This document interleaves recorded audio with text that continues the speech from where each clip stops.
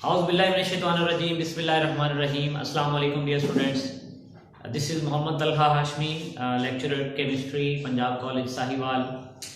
ये स्टूडेंट्स आज एक और बड़ा ही इंटरेस्टिंग लेक्चर लेकर आपके सामने मौजूद हूँ और लेक्चर इंटरेस्टिंग इसलिए कि ये बेसिकली कार्बोनाइल कंपाउंड्स के लिए फंडामेंटल चीज़ें हैं जो हमें सीखनी हैं और ये हमारे पास इसके जितने भी रिएक्शंस हैं उनमें हमारे पास आज उनकी हम इनिशिएशन करेंगे।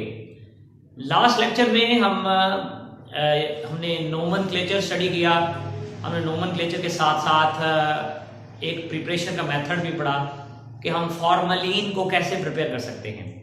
आज ये स्टूडेंट्स हम बात को लेकर आगे बढ़ेंगे और आज के इस लेक्चर में हमारा जो टास्क होगा एक तो जो रिमेनिंग एक मेथड है एसिटल्डिहाइड को प्रिपेयर करने का और कुछ और मेथड हैं जो शॉर्ट के लिए हम स्टडी करते हैं उनको देखेंगे और बाकी हमारे पास जो है बेसिकली कुछ इंपॉर्टेंट इसके रिएक्शन होंगे उनको देखेंगे।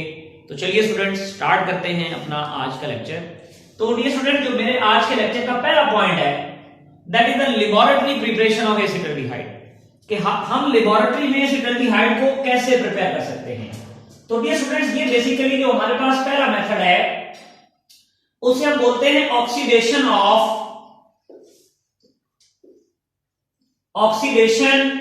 Of ethanol. आपको याद होगा हमने ये कहा था कि जो एल्डिहाइड होते हैं they are dehydrated form of alcohol. So here we are going to prepare acetaldehyde. It's mean if we oxidize ethanol, if we oxidize alcohol, then we can get acetaldehyde or ethanol. तो ये students हमने ये देखना है कि हम किस तरह से एथेनॉल को ऑक्सीडाइज करते हैं। तो स्टूडेंट्स हमारे पास वो कहते हैं कि बात ये है कि ethanol is oxidised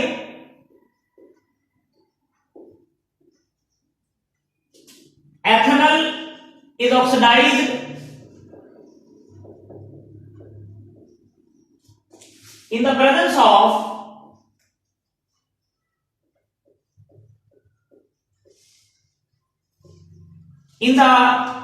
of oxidizing agents। और ये स्टूडेंट हमारे पास कुछ ऑक्सीडाइजिंग एजेंट्स हैं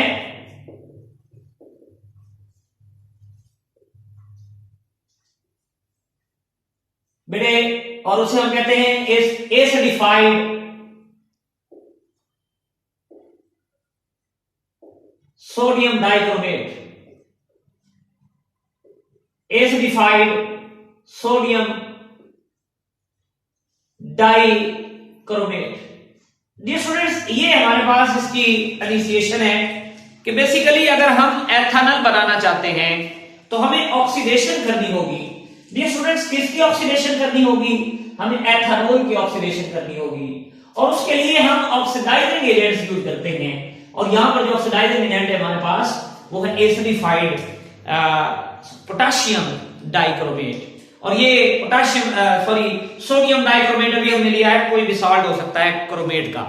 तो डियर स्टूडेंट पहले हम चलते हैं इस के अंदर जो रिएक्शन इन्वॉल्व है उसको स्टडी करते हैं बेटे कि हमारे पास रिएक्शन क्या है, रिएक्शन किस तरह से टेक प्लेस हो रहा है इसको पहले देखते हैं। तो डियर स्टूडेंट्स जब हम रिएक्शन देखते हैं तो हमारे सामने आपके पास ये बेटे हमारे पास एक अल्कोहल है CH3, फिर बेटे मेरे पास ये CH2 है और फिर बेटे मेरे पास OH है। कुछ हाइड्रोजन मैं डिफरेंट कलर में लिखूंगा, बात आपको समझाना चाहता हूं मैं। ये मेरे पास बेटे इथाइल अल्कोहल है जिसको हमने एथेनॉल बोला। ये बेटे रिएक्ट करती है with the nascent oxygen with the atomic oxygen in the presence of sodium dichromate Na2Cr2O7 और ये मौजूदगी सल्फ्यूरिक एसिड के साथ इसका मिक्सचर इसका सॉल्यूशन होता है। इन दोनों की मौजूदगी में हमारे पास ये जो एथेनॉल है it is actually oxidized and when it is oxidized how it is oxidized? It is oxidized by the removal of, आप देख सकते हैं हमारे पास ये अल्फा हाइड्रोजन है, एक तो अल्फा हाइड्रोजन निकलता है और साथ में ये हाइड्रोजन जो हाइड्रोक्सिल ग्रुप के साथ मौजूद है ये रिमूव होता है और ये इस ऑक्सीजन के साथ मिलते हैं और ये इस ऑक्सीजन के साथ मिलकर आपके सामने वाटर बना देते हैं। तो जब हम अल्कोहल में से वाटर रिमूव कर देंगे तो यकीनन वो हमारे पास एल्डिहाइड बन जाएगा और जब ये हाइड्रोजन यहां से रिमूव होगा तो यकीनन यहां पर इलेक्ट्रॉन देगा और यहां पर डबल बॉन्ड बन जाएगा। तो स्टूडेंट्स देखिए हमारे पास क्या हासिल होता है CH3, फिर बेटे हमारे पास C डबल बॉन्ड O और फिर हमारे पास H, ये बेटे हमारे पास एथानल है और साथ बच्चों हमारे पास क्या बनता है, साथ मेरे बेटे हमारे पास बनता है H2O यानी वाटर। तो ये बेटे हमारे पास रिएक्शन है जिसमें हमने क्या प्रोड्यूस किया, हमने प्रोड्यूस किया एथानल। और कैसे बेटे प्रोड्यूस किया, बाय द ऑक्सीडेशन, किसकी बेटे oxidation, by the oxidation of ethanol in the presence of acidified sodium dichromate. अब बच्चों को यह बात समझाना बहुत जरूरी है कि ये जो एसिडिफाइड सोडियम डाइक्रोमेट है इसका रोल क्या है, या ये जो नेसेंट ऑक्सीजन आई है ये कहां से आई है। तो स्टूडेंट्स देखिए मैं आपके सामने एक रिएक्शन लिखने जा रहा हूं, ये आप बुक में भी ऐड कर लीजिएगा क्योंकि बुक में ये रिएक्शन ऐड नहीं है, ये लिखा नहीं हुआ। ये बेटा मेरे पास सोडियम डाइक्रोमेट है, सोडियम डाइक्रोमेट एक्चुअली रिएक्ट करता है सल्फ्यूरिक एसिड के साथ और बेटे जब ये रिएक्ट करता है तो इसके रिएक्शन से हमारे पास बेटे क्या बनता है, हमारे पास बेटे बनता है सोडियम सल्फेट Na2SO4 और बेटे साथ क्या बनता है, इसके साथ बेटे बनता है क्रोमियम सल्फेट, ये आप देख सकते हैं ये क्रोमियम सल्फेट है और बेटे साथ क्या बनता है, क्रोमियम सल्फेट के साथ बेटे वाटर बनता है और वाटर के साथ मेरे बेटे हमारे पास 3 नेसेंट ऑक्सीजन एटम साथ रिलीज होते हैं। तो डियर स्टूडेंट्स यहां पर अगर आप देखें तो ये जो क्रोमियम है यहां पर मैंने नीचे बताया हुआ है कि ये ग्रीन कलर का होता है, इसका जो कलर है at the start of the reaction वो ग्रीन होता है, ये इनकी टेस्ट के लिए दो बातें। और यहां पर क्रोमियम जो मेटल है सेंट्रल मेटल उसका ऑक्सीडेशन स्टेट +6 होता है, जबकि यहां पर जब क्रोमियम आती है तो वो ये ऑरेंज कलर में आ जाती है और ऑरेंज कलर जो है इसमें क्रोमियम की ऑक्सीडेशन स्टेट +3 हो जाती है। तो स्टूडेंट्स इसका मतलब है ये सोडियम डाइक्रोमेट खुद तो रिड्यूस हो रहा है लेकिन ये दूसरे को ऑक्सीडाइज कर रहा है। इसका मतलब ये हुआ कि हमारे पास ये जो नेसेंट ऑक्सीजन थी इसको देने वाले ये दोनों जब आपस में रिएक्ट करते हैं तो ये नेसेंट ऑक्सीजन रिलीज करते हैं और वो नेसेंट ऑक्सीजन फिर हम यूज करते हैं एथेनॉल को या एथेनॉल को एथेनॉल में कन्वर्ट करने के लिए। तो ये स्टूडेंट्स हमारे पास दो रिएक्शन थे जो हमें ये बता रहे हैं, दो बातें, sodium dichromate green colour, chromium having +6, फिर जब वो रिड्यूस हो जाता है दूसरे को ऑक्सीडाइज करके तो हमारे पास वो ऑरेंज कलर, क्योंकि ऑक्सीजन आप देख रहे हैं वो रिलीज हुई है, यहां पर ऑरेंज कलर +3 फॉर्म, यही ऑक्सीजन फिर एथेनॉल बना देती है। तो ये तो स्टूडेंट्स हमारे पास इस रिएक्शन था जो हमें ये बता रहा है कि जब हम एथेनॉल को ऑक्सीडाइज करते हैं तो एथेनॉल बनता है। अब हम चलते हैं इस रिएक्शन में जो यूज होने वाली डायग्राम है और इस रिएक्शन में जो बेटे यूज होने वाली एक्सप्लेनेशन है उसकी तरफ। तो मैं यहां पर एक और हेडिंग बनाने लगा हूं और ये बेटे हेडिंग है मेरे पास डायग्राम की, कि मैं यहां पर डायग्राम बनाने जा रहा हूं ताकि आप बात को बड़े आसानी से समझ सकें और बड़े ही तवज्जो से इस बात पर गौर कर सकें। तो बेटे बात ये है कि हमारे पास आपके सामने ये जो रिएक्शन है इसमें ये सामने आपको डायग्राम नजर आ रही है, इस डायग्राम को बड़ी तवज्जो से आपने समझना है मेरे बेटे। हमारे पास ये एक राउंड बॉटम फ्लास्क है और राउंड बॉटम फ्लास्क के अंदर आपके सामने sulphuric acid, dilute sulphuric acid मौजूद है। ये डिल्यूट सल्फ्यूरिक एसिड को हम साथ साथ हीट भी कर रहे हैं और ये अब आगे चल के मैं आपके सामने एक एंट्री टेस्ट का और बड़ा कंसेप्चुअल पॉइंट रखूंगा कि हम इसको हीट क्यों करते हैं, वो आपको आगे चल के बताऊंगा। यहां पर आप देखिए बेटे, ये इस हमारे पास टीप के जरिए से, एक ट्यूब के जरिए से हमने क्या किया, हमने अल्कोहल लिया और अल्कोहल का मिक्सचर है सोडियम डाइक्रोमेट के साथ। इसका मतलब है when ethyl alcohol and sodium dichromate are added, you can see किसमें ऐड किया हमने, इन dilute सल्फ्यूरिक एसिड, बल्कि आप ये कह लीजिए कि boiling sulphuric acid, boiling dilute sulphuric acid, वो सल्फ्यूरिक एसिड जिसको हम उन्हें हीट कर रहे हैं, जिसका टेम्परेचर ज्यादा है, हम उसे हीट कर रहे हैं, उसमें हमने दो रिएक्टेंट्स ऐड किए। वो दो रिएक्टेंट्स कौन कौन से हैं? एक एथाइल अल्कोहल और दूसरा जो हमारे पास ऑक्सीडाइजिंग एजेंट है सोडियम डाइक्रोमेट। तो इसका मतलब है ये तीनों के तीनों चीजें, सोडियम डाइक्रोमेट भी रिएक्शन में आ गया, सल्फ्यूरिक एसिड ऑलरेडी मौजूद था और एथेनॉल वो भी रिएक्शन में आ गया। तो स्टूडेंट्स बात बड़ी यहां पर गौर तलब है, जैसे ही ये जो हमारा मिक्सचर है वो मिक्स होता है, विगोरस रिएक्शन होता है, बड़ा तेज रिएक्शन होता है, और बेटे हमारे पास रिएक्शन होने के बाद मुख्तलिफ चीजें यहां पर बन जाती हैं।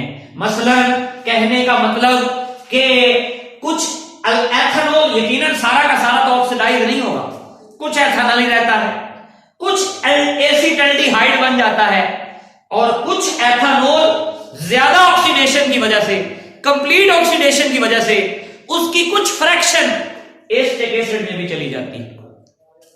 इसका मतलब है यहां पर विगरस रिएक्शन हुआ और हमने क्या किया, हमने उस विगरस रिएक्शन के बाद ये मिक्सचर ऑफ द प्रोडक्ट्स हासिल कर लिए।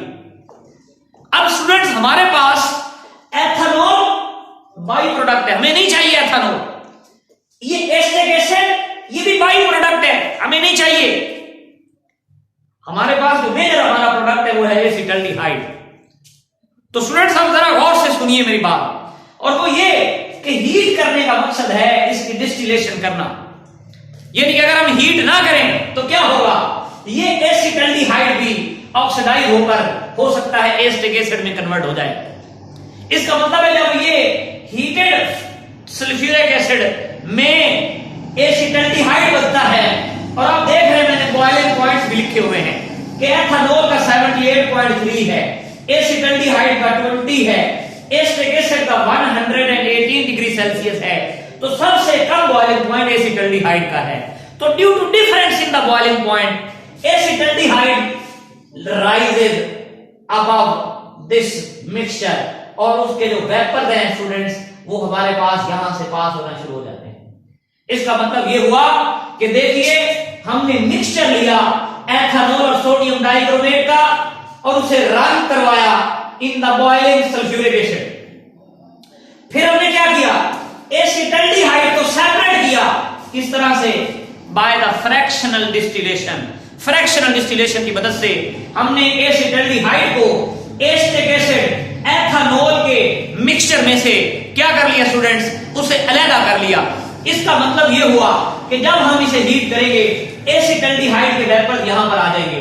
फिर बेटे ये मेरे पास कंडेंसर है, इसके इर्द गिर्द आप देख रहे हैं वाटर फ्लो कर रहा है, ये वाटर इनलेट है, ये वाटर आउटलेट है, यहां से बेटे हमारे पास वेपर्स आते हैं, कंडेंस होते हैं, और आइस और वाटर का मिक्सचर रखा हुआ है ताकि जैसे ही ये वेपर्स आए वो लिक्विफाइड एसिटल्डिहाइड में आकर कन्वर्ट हो जाएं। तो डियर स्टूडेंट्स हमारे पास ये एक मैकेनिज्म है, ये लॉन्ग में भी आपको पूछा जा सकता है।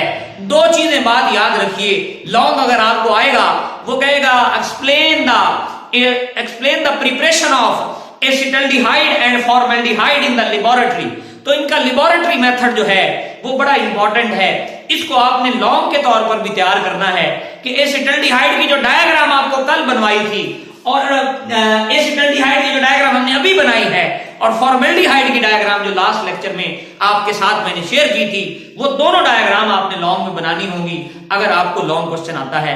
रिएक्शन स्टूडेंट्स इसमें एक ही है, इसमें भी एक रिएक्शन बुक में दिया गया है कि एथेनॉल लेना है, एथेनॉल बन जाएगा।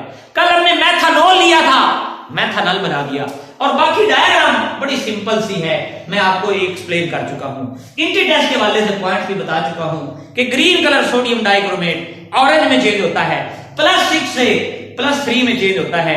यहां पर हीट करने का मकसद है, अगर कंसेप्चुअल क्वेश्चन भी आ जाए कि why do we heat the dilute sulphuric acid, तो हीट करने का मकसद क्या है, हीट करने का मकसद है to avoid the oxidation of acetaldehyde into acetic acid.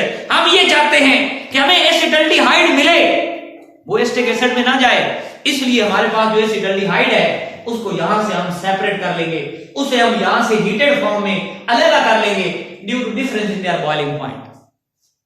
अगर फिर भी प्योरीफाइड फॉर्म में ना मिले, यकीनन हम और डिफरेंट मेथड लगाकर हम इसे बाल-औकात अमोनिया के साथ रिएक्ट करवा लेते हैं और इसको प्योरीफाई कर लेते हैं। तो ये बेटे हमारे पास जो है इसकी ऑक्सीडेशन हो गई, और ये लॉन्ग का जैसे मैंने बात बताया पार्ट था जो हमारा आज मुकम्मल हुआ।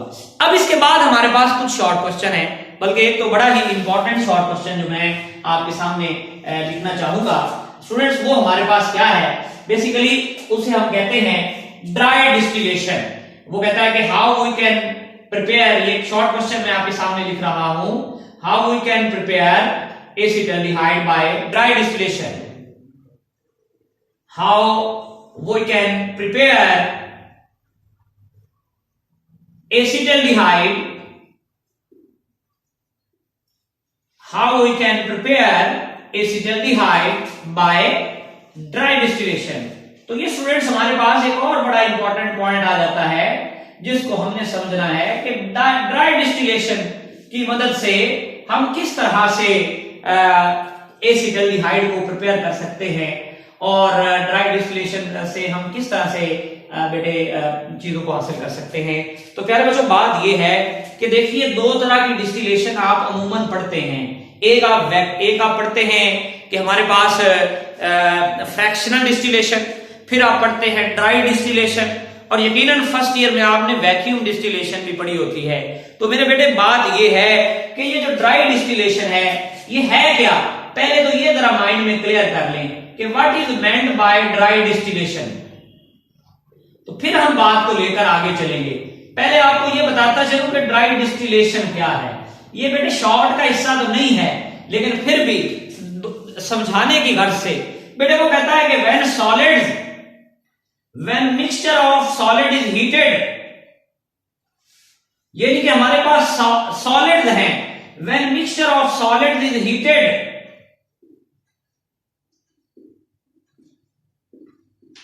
to obtain gaseous products,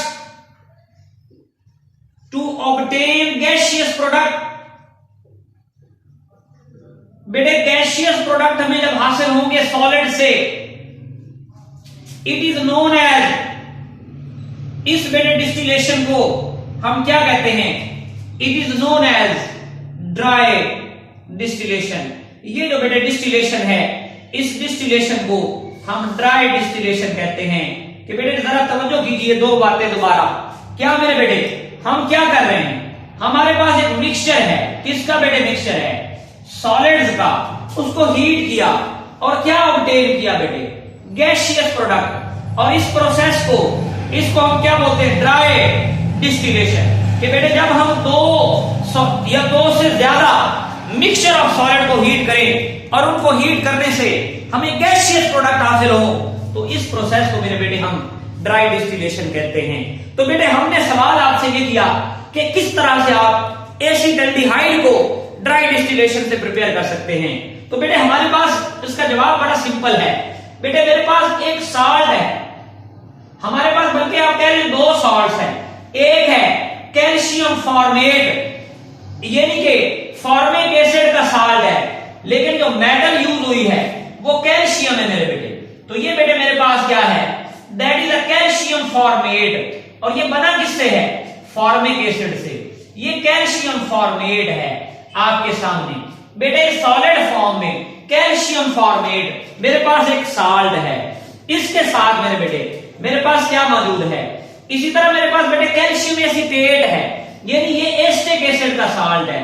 इसका मतलब है दो साल्ट मैंने लिए, एक मैंने लिया the salt of acetic acid और वो भी कैल्शियम के साथ, और दूसरा बेटे मैंने जो साल्ट लिया वो बेटे साल्ट है फॉर्मिक एसिड का, और ये फॉर्मिक एसिड का जो साल्ट है ये भी मेरे बेटे कैल्शियम के साथ। इसका मतलब है रिएक्टेंट्स दो हैं, कौन कौन से, एक मेरे बेटे जो रिएक्टेंट है इसका नाम है कैल्शियम फॉर्मेट, इसे बेटे कैल्शियम फॉर्मेट कहते हैं। जब मेरे बेटे ये जो है ये कहलाता है कैल्शियम एसीटेट, तो इसका मतलब है बच्चों हमारे पास दो सॉल्ट्स हैं, एक कैल्शियम फॉर्मेट और दूसरा मेरे बेटे calcium acetate. When these two salts, when the mixture of these two salts is heated, then what happens? This mixture of two salts is actually converted into our products. और वो products क्या बनते हैं आपकी बेटे तवज्जो। अब अगर आप गौर फरमाएं तो बेटे मैं यहां से ये CH3 ले रहा हूं, ये COO ले रहा हूं, और फिर बेटे मेरे पास ये आपके सामने एक फंक्शनल ग्रुप है, ये हिस्सा यहां से मैंने लिया। अब यहां पर अगर H लग जाए तो यकीनन ये एसिटाल्डिहाइड बन जाए, तो वो H मैंने इस कॉर्नर वाला ले लिया। इसका मतलब है CH3 COO और ये H ये मिलके बेटे क्या बना देंगे, ये बना देंगे CH3 और बेटे C डबल बॉन्ड O और साथ में मेरे बेटे क्या बन जाएगा H। तो ये बेटे आप देख सकते हैं ये मेरे पास क्या बन गया, ये मेरे पास बेटे बन गया एसिटाल्डिहाइड का एक मॉलिक्यूल। इसी तरह आप गौर फरमाइए, फिर क्या करता हूं मैं कि मेरे पास यहां से ये CH3 ये C डबल बॉन्ड O और ये मेरे बेटे हमारे पास आपस में रिएक्ट करते हैं। यहां से ये मैं लेता हूं और यहां से मेरे बेटे एक H ले लेता हूं। आप देखें यकीनन दोबारा ये हमारे पास CH3 COO और ये H साथ अटैच हो जाएगा, तो ये बेटे 2 मोल हमारे पास जो है वो किसके बन जाएंगे, 2 mole of acetaldehyde will be formed. अब दूसरी बात जो बड़े गौर से आपको समझानी है और बड़ी तवज्जो से आपने बात को समझना है मेरे बेटे, हमारे पास मेरे बेटे इसके बाद कैल्शियम कार्बोनेट, यानी अगर आप ये देखें कि मैं इसको एक ग्रुप रेड वाला बना लूं, ये आप देखिए ये कैल्शियम का एक ग्रुप बनाने लगा हूं ये रेड में, और साथ में मेरे बेटे ये आपके सामने एक ही साइड का एक ग्रुप बन गया, और इसमें क्या क्या आ रहा है Ca कार्बन है और ऑक्सीजन 3 है। इसका मतलब है बेटे मेरे पास ये बन जाएगा कैल्शियम कार्बोनेट CaCO3। और इसी तरह मेरे बेटे अब यहां पर अगर आप देखें तो इसका भी यकीनन एक ग्रुप बन रहा है, और वो कौन सा मेरे बेटे आप देख सकते हैं ये आपके सामने मौजूद है। ये बेटे हमारे पास एक और ग्रुप बन गया। इस ग्रुप में क्या क्या मौजूद है, इस ग्रुप में बेटे मौजूद है CaCO2 है, एक O यकीनन हमें और चाहिए और वो बेटे ये O है, तो ये क्या बन गया CaCO3। इसे बेटे क्या कहेंगे, हमारे पास 2 मोल कैल्शियम कार्बोनेट के बन गए, और स्टूडेंट हमारे पास 2 मोल जो है वो यकीनन एसिटाल्डिहाइड के बन गए। तो इसका मतलब है कि we can prepare acetaldehyde by the dry distillation process. And how, by heating 2 solids. कौन कौन से 2 solid, one is the calcium formate and other is the calcium acetate. तो ये स्टूडेंट हमारे पास एक मेथड था। इसी तरह हमारे पास एक और मेथड है जिसे आपने बेटे जरा तवज्जो से समझना है, और ये बेटे क्या है, ये बेसिकली इसका नाम जो है वो है वॉकर सिंथेसिस। ये साइंटिस्ट के नाम से जिसने इस रिएक्शन को सिंथेसाइज किया, इसे वॉकर सिंथेसिस भी कहते हैं। और इसके साथ मेरे बेटे हमारे पास इस वॉकर सिंथेसिस में इसका दूसरा नाम एयर ऑक्सीडेशन भी है। एयर ऑक्सीडेशन किसकी बेटे, एयर ऑक्सीडेशन ऑफ इथीन अगर आप करते हैं तो बेटे हमारे पास यकीनन जो है वो एसिटाल्डिहाइड जो है वो हमें हासिल होता है। अब देखिए बेटे इसी तरह से हमारे पास ये इथीन जो है हम लेते हैं, इसके 2 मोल इथीन लेते हैं मेरे बेटे। ये जो इथीन के 2 मोल हैं इनको हम रिएक्ट करवाते हैं बेटे ऑक्सीजन के साथ, और यहां पर कैटलिस्ट याद रखने वाले हैं, आपको याद रहने चाहिए। प्लाटिनम क्लोराइड है और साथ में मेरे बेटे हमारे पास कॉपर क्लोराइड है। ये बेटे हमारे पास 2 कैटलिस्ट है जो यहां पर यूज हो रहे हैं। और इसी तरह से स्टूडेंट हमारे पास जब यहां पे ये दोनों रिएक्ट करते हैं तो बेटे हमारे पास क्या बनता है, आपके सामने CH3 C double bond O और साथ में मेरे बेटे H, और यहाँ पे बेटे इसके 2 मोल हासिल हो जाते हैं। ये एक एडिशन प्रोडक्ट है, तो ये बेटे वॉकर सिंथेसिस कहलाता है, जिसमें हम इथीन को कन्वर्ट कर सकते हैं मेरे बेटे। किस में कन्वर्ट कर सकते हैं, that is converted into acetaldehyde. तो ये नाम इनकी टेस्ट के वाले से बताया आपको, ताकि ये आपके माइंड में रहे कि ये वॉकर सिंथेसिस क्या होती है। ये असल में ऑक्सीडेशन है, और इसकी ऑक्सीडेशन इथीन की है, और ये ऑक्सीडेशन से यकीनन मेरे बेटे कन्वर्ट हो जाता है जी। तो अब इसके बाद जो हम बात करने जा रहे हैं स्टूडेंट्स, वो हमारे पास जरा तवज्जो से आपने समझनी है। ये तो कुछ मेथड थे प्रिपरेशन के, जो कुछ शॉर्ट के लिए थे और कुछ जैसे मैंने आपको बताया वो लॉन्ग के लिए। अब हम बात को लेकर आगे बढ़ रहे हैं स्टूडेंट्स। हमारे पास नेक्स्ट जो बड़ा ही एक इंपॉर्टेंट टॉपिक जिसका मैंने शुरू में जिक्र किया, वो स्टूडेंट्स रिएक्टिविटी है, और वो है रिएक्टिविटी ऑफ अल्काइल हैलाइड। यानी अल्काइल हैलाइड किस तरह से रिएक्ट करते हैं, ये बात हम आप स्टडी करेंगे। Reactivity of aldehydes and ketone. तो ये बेटे एल्डिहाइड, या सिंपली आप कह लें रिएक्टिविटी ऑफ कार्बोनाइल कंपाउंड्स। तो ये बेटे मेरा नेक्स्ट टॉपिक है जो मैं आपसे स्टडी करने जा रहा हूं, आपके साथ शेयर करने जा रहा हूं कि how aldehyde and ketone react with different substances, which type of reaction they actually give. तो बेटे जरा तवज्जो कीजिएगा। बात ये है कि जो ये एल्डिहाइड और कीटोन होते हैं मेरे बेटे, इसमें अगर आप गौर करें तो आपको याद होगा कि हमने बात की थी कि कार्बोनाइल कार्बन पाई जाती है। इस कार्बोनाइल कार्बन में आप ये बात जानते हैं कि ये जो कार्बन है, ये कार्बन पार्शियल पॉजिटिव चार्ज रखती है, ये ऑक्सीजन पार्शियल नेगेटिव चार्ज रखती है। बेटे बात ये है कि ये जो कार्बन है, इस कार्बन की हाइब्रिडाइजेशन sp2 है, इस ऑक्सीजन की कार्बोनाइल ऑक्सीजन की हाइब्रिडाइजेशन sp2 है, यानी इन दोनों की हाइब्रिडाइजेशन sp2 है। तो मेरे बेटे बात ये है कि ये जो एल्डिहाइड और कीटोन है, ये रिएक्टिव होते हैं टुवर्ड्स, दोनों तरफ ये रिएक्टिव होते हैं। ये रिएक्ट कर सकते हैं किस किस के साथ। हम अगर बात करें, they can react with electrophile, they can react with electrophile. ये बेटे इलेक्ट्रोफाइल पर भी अटैक कर सकते हैं, रिएक्ट कर सकते हैं उसके साथ, यानी कि इलेक्ट्रोफाइल को भी ये अपने साथ अटैच कर सकते हैं। एज वेल एज न्यूक्लियोफाइल, यानी इलेक्ट्रोफाइल को भी साथ भी अटैच हो सकते हैं, न्यूक्लियोफाइल के साथ भी अटैच हो सकते हैं। क्यों? क्योंकि एक मॉलिक्यूल में दोनों एंड हैं।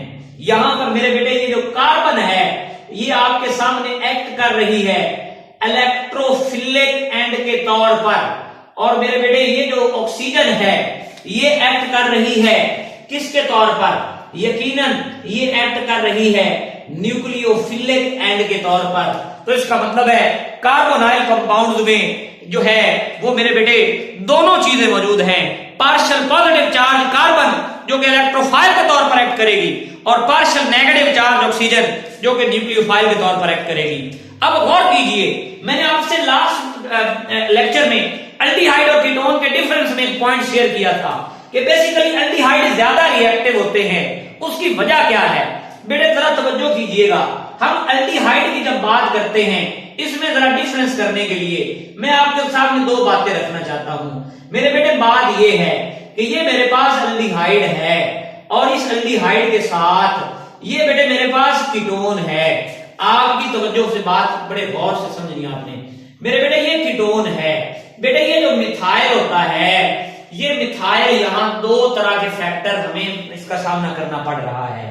बेटे हाइड्रोजन की नेचर इलेक्ट्रॉन विदड्रॉइंग होती है। ये हाइड्रोजन क्या करता है? ये हाइड्रोजन इस कार्बन का इलेक्ट्रोफिलिक नेचर इंक्रीज कर देता है। इलेक्ट्रोफिलिक बिहेवियर जो है वो बेटे ग्रेटर कर देता है, वो इंक्रीज कर देता है। क्यों? कि ये इलेक्ट्रॉन डेंसिटी को मजीद अपनी तरफ खींच लेता है, इस कार्बन पर और ज्यादा पॉजिटिव चार्ज आ जाता है। इसलिए किसी न्यूक्लियोफाइल का इस पर अटैक करना बड़ा आसान हो जाता है। इसका मतलब है the attack of the nucleophile is easier in the aldehyde, while as, और जरा तवज्जो कीजिए, एक और वजह भी बताना चाहता हूं। बेटा ये जो मिथाइल ग्रुप होते हैं, आपने ये पढ़ा हुआ है चैप्टर नंबर 9 में, तो ये methyl group electron donating nature के रखते हैं। ये इलेक्ट्रॉन डोनेटिंग नेचर के होते हैं। इन मिथाइल ग्रुप का काम है इलेक्ट्रॉन डोनेट करना। जब ये बेटे इलेक्ट्रॉन डोनेट करते हैं तो ये क्या कर देते हैं? ये इस कार्बन का इलेक्ट्रोफिलिक नेचर जो है, इलेक्ट्रोफिलिक बिहेवियर वो इंक्रीज नहीं करते, बल्कि क्या कर देते हैं?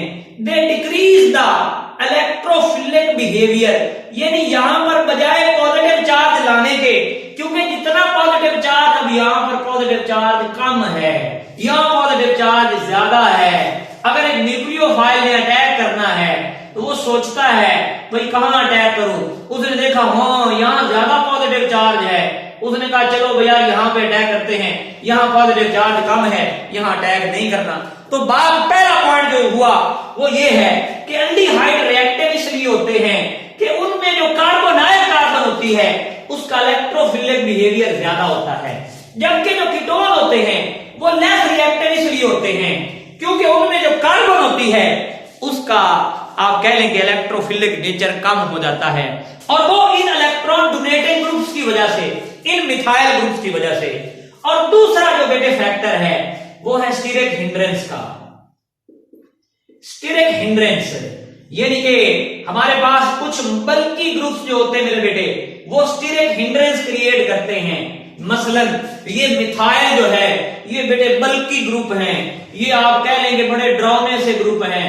ये मिथाइल ये देखिए जरा डरावने बना देते हैं इनको, इस मिथाइल को भी बड़ा डरावना बना देते हैं, ये बड़े डरावने ग्रुप हैं। वो न्यूक्लियोफाइल कहता है यार चलो इस कार्बन की तरफ आने की कोशिश जब करता है तो यहां से इन ग्रुप से को जब देखता है कि बल्कि ग्रुप लगे हुए हैं वो डर के वापस चला जाता है, कहता नहीं कि रास्ता चेंज करो, और रास्ता चेंज करके किधर जाने की कोशिश करता है, वो कहता है एल्डिहाइड सही है, ये शरीर सा हाइड्रोजन लगा हुआ है, इसकी कोई स्टीरिक हिंड्रेंस नहीं है, इस पर ये अटैक कर लेते हैं, इसके साथ ही रिएक्ट कर लेते हैं। तो इसका मतलब ये हुआ कि दूसरा जो फैक्टर कीटोन को लेस रिएक्टिव बना देता है वो इन बल्की ग्रुप्स की, क्योंकि कीटोन में तो बेटे बल्की ग्रुप्स होते ही होते हैं, ये बल्की ग्रुप्स जो हैं ये स्टीरिक हिंड्रेंस क्रिएट करते हैं, और स्टीरिक हिंड्रेंस की वजह से न्यूक्लियोफाइल पर अटैक करना पसंद नहीं करता, वो एल्डिहाइड के साथ रिएक्ट कर लेता है। तो ये दो फैक्टर है मेरे बेटे जो एल्डिहाइड को ज्यादा रिएक्टिव बना देते हैं और कीटोन को कम रिएक्टिव बना देते हैं। तो ये बेटे हमारे पास एक दो बातें थी कि एल्डिहाइड ज्यादा रिएक्टिव क्यों होते हैं, कीटोन कम रिएक्टिव क्यों होते हैं। तो ये बात आपके समझ में आ जानी चाहिए, ये बात आपको ज़हन में आ जानी चाहिए। और मेरे बेटे ये बात भी याद रखिएगा कि कार्बन जो भी है एल्डिहाइड है या कीटोन है, बात ज़हन में रख लीजिए मेरे बेटे, कार्बन नंबर इंक्रीज होने से जो तीसरी बात है वो कार्बन नंबर इंक्रीज होने से, कार्बन नंबर जब जब इंक्रीज होता जाता है मेरे बेटे, ये कार्बन नंबर जो है वो इनकी रिएक्टिविटी के डायरेक्टली नहीं बल्कि इनवर्सली प्रोपोर्शनल होता है। यानी कि आप ये कह लें कि सबसे ज्यादा रिएक्टिव एल्डिहाइड कौन सा है, मैं कहूंगा बेटे मेथानल। इसके बाद जैसे जैसे आप आगे चलते जाएंगे एल्डिहाइड की जो रिएक्टिविटी है वो डिक्रीज होगी, डियर स्टूडेंट्स इंक्रीज नहीं होगी। तो इसका मतलब ये हुआ कि ये तीन फैक्टर्स आपने याद रखने हैं कि एल्डिहाइड की रिएक्टिविटी में और कीटोन की रिएक्टिविटी में जो डिफरेंसेस हैं, जो फर्क हैं, वो मैंने आपके सामने रखे। तो मेरे बेटे अब हम आगे चलते हैं, बात को लेकर आगे बढ़ते हैं। मेरे बेटे बात ये है, नेक्स्ट जो मैं आपके सामने रिएक्शन लिखने जा रहा हूं बेटे बड़े इंपॉर्टेंट रिएक्शन है, आपकी तवज्जो चाहिए। मेरे बेटे ये रिएक्शन जो देती है ये बेटे न्यूक्लियोफिलिक, यानी इनके रिएक्शन की तरफ हम आ जाते हैं। और ये बेटे जो एल्डिहाइड और कीटोन रिएक्शन देते हैं ये मेरे बेटे न्यूक्लियोफिलिक एडिशन रिएक्शन देते हैं। यानी इनमें आप याद रख लीजिए न्यूक्लियोफिलिक एडिशन रिएक्शन, आपने एडिशन रिएक्शन पहले भी पढ़े हैं, लेकिन इनकी टेस्ट के वाले से दो बातें बताता चलो कि बेटे 9वां चैप्टर पूरा का पूरा आपने पढ़ा, उसमें भी एडिशन होती थी लेकिन वो न्यूक्लियोफिलिक नहीं थी, वो सारी इलेक्ट्रोफिलिक थी।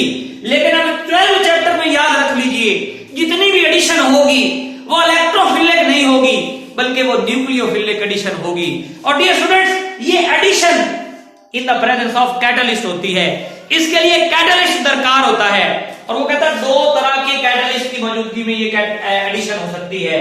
हमने कहा भी कौन कौन से दो तरह के कैटलिस्ट हैं, वो कहता है एक है base catalysed reaction, base catalysed, और दूसरा बेटा मेरे पास कौन सा रिएक्शन है, हमने कहा दूसरा रिएक्शन मेरे बेटे मेरे पास है एसिड कैटलाइज्ड। इसका मतलब है एक है बेस कैटलाइज्ड रिएक्शन और दूसरा मेरे बेटे जो रिएक्शन है वो कौन सा रिएक्शन है, that reaction is actually acid catalysed. इसका मतलब है जो कैटलिस्ट यूज करेंगे वो एसिड भी हो सकता है, और जो कैटलिस्ट यूज करेंगे वो बेस भी हो सकता है।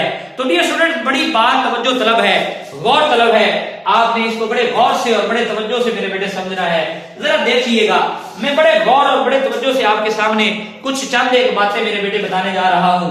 बेटे बात यह है कि बेस क्या है। मसलन मैं आपको जनरल मैकेनिज्म बताता हूं। ये एक शॉर्ट क्वेश्चन भी है कि वो कहता है write down the general mechanism for nucleophilic addition reaction. तो ये शॉर्ट क्वेश्चन आपके सामने हल होने जा रहा है। मेरे बेटे बात ये है कि ये एक बेस है, ये बेस NaOH ले लेते हैं। चलिए, ये बेस क्या करेगी, ये आयोनाइज होगी, किसमें, अपने आयन में जाएगी, N पॉजिटिव में जाएगी और OH नेगेटिव में जाएगी। अब बेटे देखिए, मेरे पास कोई भी एक रीजेंट है, मिसाल के तौर पर मैं कहता हूं मेरे पास रीजेंट कोई भी है, मैं कहता हूं ये Nu है, जनरल लिखना इसलिए ये Nu है और ये H है, और इसके साथ बेटे मैंने क्या किया, ऐड किया ये OH जो बेस का आया, बेस ने जो हमें OH दिया, ये OH आया बेटे, इस OH ने अटैक किया किस पर मेरे बेटे, हाइड्रोजन पर, न्यूक्लियोफाइल यहां से निकल गया। इसका मतलब बेटे ये हुआ कि ये क्या बन गया, ये तो बन गया वाटर, और साथ क्या बना मेरे बेटे, साथ बना न्यूक्लियोफाइल। इसका मतलब है न्यूक्लियोफाइल पर मेरे बेटे नेगेटिव चार्ज आ जाएगा। इसका मतलब है ये बेस ने क्या किया, बेस ने हमारे लिए न्यूक्लियोफाइल जनरेट किया ताकि वो न्यूक्लियोफाइल जो है वो कार्बोनाइल कार्बन पर जाकर अटैक करे, और कार्बोनाइल कार्बन पर अटैक करके हमारे पास हमें न्यूक्लियोफिलिक एडिशन रिएक्शन दे। अब आप जरा तवज्जो कीजिए, हमारे पास ये कोई भी एल्डिहाइड है, सपोज कर लेते हैं ये बेटे मेरे पास जो है वो एल्डिहाइड जो है वो मेथनॉल है, ये बेटे मेरे पास रिएक्शन है, इसमें आपके सामने कार्बन पर पॉजिटिव चार्ज है, हाइड्रोजन ऑक्सीजन पर नेगेटिव चार्ज है, और इसमें मैंने ऐड क्या किया है, इसमें मैंने ऐड किया है न्यूक्लियोफाइल। न्यूक्लियोफाइल पर कौन सा चार्ज है, नेगेटिव, वो कहां पर अटैक करेगा, पॉजिटिव कार्बन पर, और जैसे ही पॉजिटिव कार्बन पर अटैक करेगा यहां से जो पाई बॉन्ड है वो ब्रेक हो जाएगा। इसका मतलब है ये न्यूक्लियोफाइल मेरे बेटे आकर यहां पर ये ऑक्सीजन, एक डबल बॉन्ड इसका था वो सिंगल बॉन्ड में आ गया, ये हाइड्रोजन, फिर बेटे ये यहां पर आके लग गया न्यूक्लियोफाइल, और ये बेटे मेरे पास अगेन हाइड्रोजन। इसका मतलब ये हुआ कि बेटे हमारे पास न्यूक्लियोफाइल ने कार्बोनाइल कार्बन पर अटैक किया और वहां पर उसके साथ जाकर अटैच हो गया, और ऊपर कार्बोनाइल कार्बन में जो पाई बॉन्ड था वो ब्रेक हुआ। अब आप मजीद देखिए कि बेटे यहां पर जब ये न्यूक्लियोफाइल ने कार्बन पर अटैक किया तो इसका मेरे बेटे न्यूक्लियोफिलिक बिहेवियर बढ़ा है, न्यूक्लियोफिलिक बिहेवियर इसका ज्यादा हुआ है, और मेरे बेटे अब वाटर बना था, यहां पर आपने देखा ये जो वाटर बना है ये वाटर दोबारा रिएक्ट करता है H और OH के साथ मेरे बेटे, ये वाटर के साथ, तो ये बेटे OH क्या करेगा, ये OH इस H पर अटैक करेगा, और ये बेटे OH के साथ मिलकर आपके सामने मेरे बेटे ये एक एडिशन प्रोडक्ट दे देगा, जिसमें मेरे बेटे H जो है वो O के साथ अटैच हो गया, और मेरे बेटे ये H वैसे ही रहा, ये H वैसे ही रहा, और ये न्यूक्लियोफाइल ऐड हो गया। तो मेरे बेटे याद रखिए ये रिएक्शन, ये मैकेनिज्म बड़ा सिंपल है, इसमें जो भी रीजेंट हम ऐड करेंगे उस रीजेंट के दो हिस्से होंगे, वो दो हिस्से कौन से होंगे, एक हिस्सा होगा पॉजिटिव और दूसरा हिस्सा होगा नेगेटिव। और इसमें बात बड़ी समझने वाली है बेटे, जो नेगेटिव एंड होगा वो लगेगा कार्बन के साथ, और जो पॉजिटिव एंड होगा वो लगेगा ऑक्सीजन के साथ। इसका मतलब है ये रीजेंट पूरा का पूरा हाइड्रोजन भी और न्यूक्लियोफाइल भी दोनों ऐड हो गए, और ये एडिशन किसने की, ये एडिशन न्यूक्लियोफाइल ने की। इसलिए हमने इस एडिशन का नाम क्या रखा, यस हमने इस एडिशन का नाम रखा न्यूक्लियोफिलिक एडिशन रिएक्शन। अब देखिए बेटे एक हमारे पास और शॉर्ट क्वेश्चन है, ये शॉर्ट क्वेश्चन क्या था कि right down the general mechanism. अब एक और शॉर्ट क्वेश्चन है बेटे, वो कहता है राइट डाउन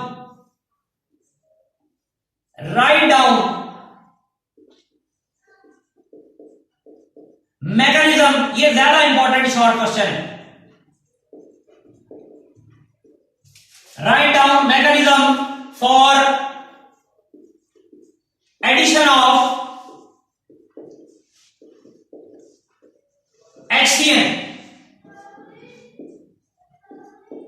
ये बेटे मेरे पास एक और लास्ट शॉर्ट क्वेश्चन है आज के लेक्चर का, फिर मैं अपने लेक्चर को वाइंड अप करूंगा कि right down the mechanism for addition of HCN। वो कहता है HCN को ऐड करने के लिए, HCN की एडिशन के लिए आप क्या करें, आप HCN की एडिशन के लिए मैकेनिज्म लिखें। तो प्यारे प्यारे बच्चों देखिए, सबसे पहले मैं आपके सामने रिएक्शन लिखूंगा और फिर बेटे मैकेनिज्म की तरफ जाऊंगा। बेटे देखिए ये मेरे पास C डबल बॉन्ड O है, यहां पर कुछ भी हो सकता है, एल्डिहाइड भी हो सकता है, कीटोन भी हो सकता है।